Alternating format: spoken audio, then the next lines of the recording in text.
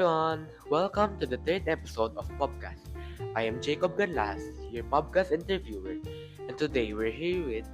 And I'm Kim Nathaniel Bichua. I'm 16 years old and I'm currently grade 10 studying at Lasal Tech Academy Incorporated. So, Mr. Kim, we're gonna be talking about your personal experiences about public speaking. So, are you ready? Yeah, I'm always ready. So, have you experienced speaking in public? A lot actually. I've done public speaking in school when there are special events, oral declamation, and poetry. Sometimes I would do public speaking in my own home in form of hosting, but mostly in schools. So, I guess you're used to speaking in public right now. Well, still not that much. So, can you tell us about your experiences in public speaking? So my experience in public speaking was it's quite nerve-wracking for me.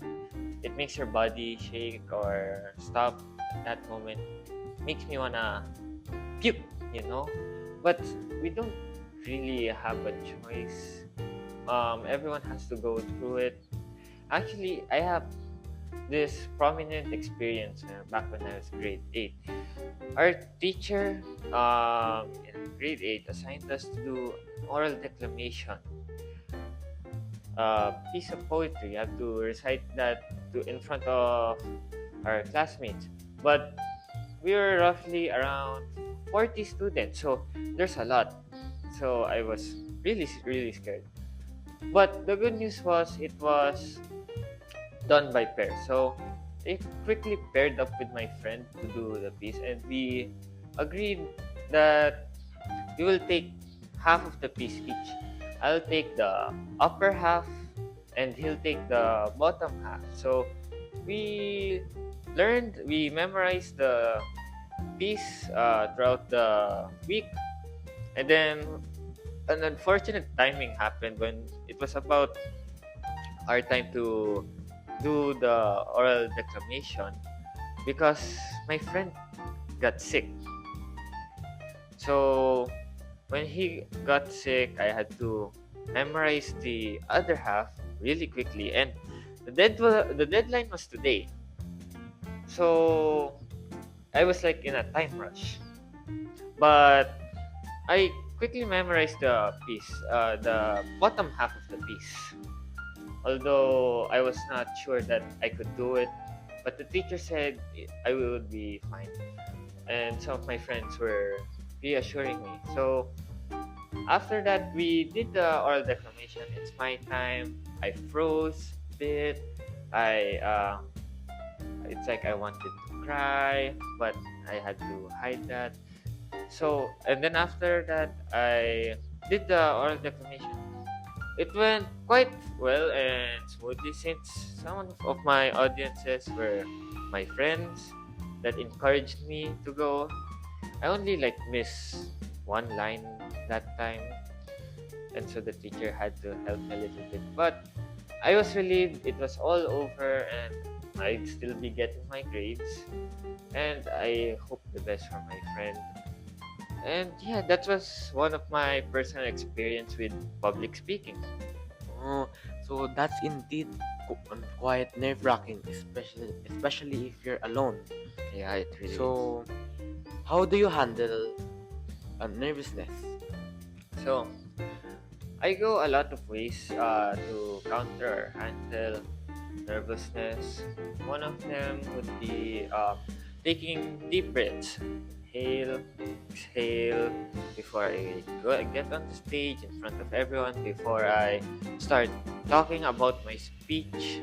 And so I did my speech.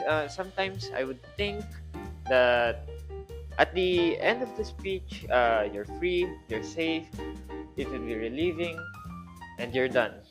That's what I think. All you have to do is get through that and hope that they would understand you clearly. One of my other options was to close my eyes for 5 seconds.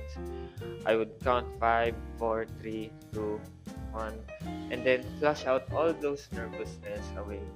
in one sitting. I've been training that before I every time I'm gonna go do a public speaking, so that it's like I'm masking my nervousness or how I'm scared to speak in front of everybody because they might have expectations for me that I might fail, and that's how I deal with my nervousness.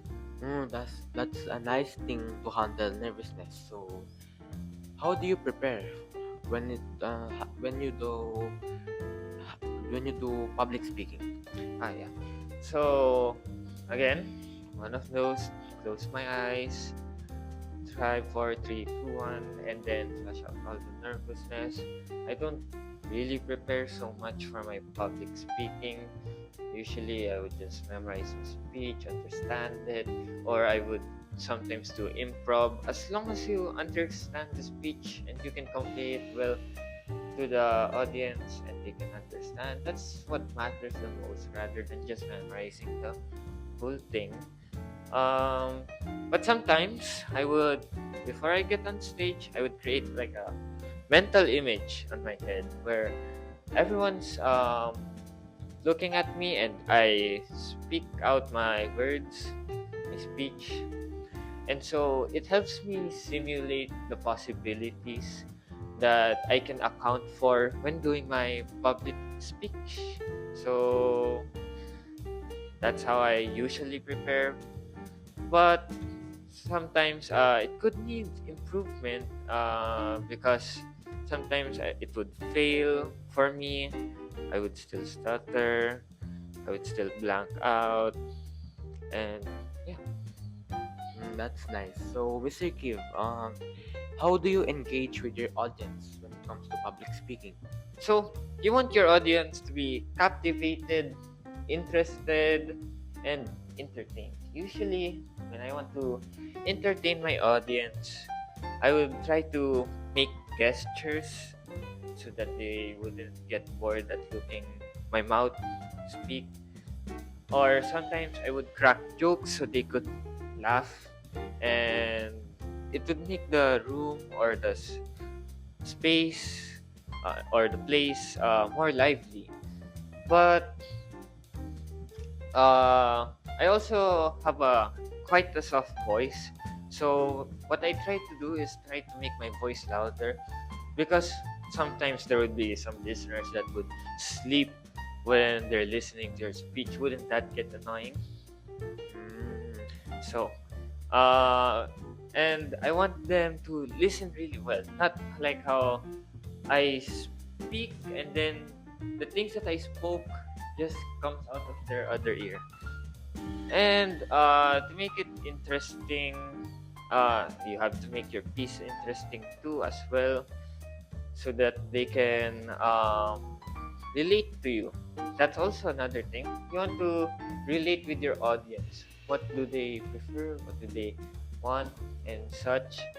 Something to keep them captivated in the speech for quite a while until the end of it. And that's how I usually deal with my audience. I like that way. Cracking up jokes, that's nice. So, Yeah. what are the aspects that you think that you need to improve? Well, I'm still nervous when I do public speaking. That's no easy task to get not nervous in front of people. It's really hard for me still, so I gotta improve on that. My vocals, because again, my voice is soft. I need to be louder. I want to be clear so they get the idea, the message I'm trying to convey to them. Uh, what else? There would be captivating them, making them interested in my speech. That's also hard because you have to find the right material for your audiences. Usually, I would entertain them, but in some serious notes, I gotta find actual material that could pique their interest, and that's how I usually do it. So, as as a 10th grader, do you have any advice or for the younger levels to um you know parang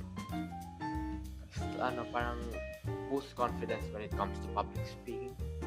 Well, I have several. So, one, don't panic when you're doing public speaking. You need to calm down, and then, because if you calm down, you'd be able to think more rationally. Rash judgment, rash decisions could be the downfall of your public speaking, because you could stutter, you could be thinking of something in your mind because you forgot that one line, so you might have to look up, and you might not even do the public speaking because of, well, it could be embarrassment or anxiety. There's a lot of problems with public speaking, but you also have to be confident. You can start by masking your own nervousness, your anxiety. Try to play like an act in front of everybody else. That's one of my advices. And don't worry about what the audience would think. Even if it goes horribly, you can still learn from that, and you can improve your public speaking to be better than it was before. And I think that would be all for me. I like that advice. So I think that's all for today. So goodbye and have Thank a you for good having day. me.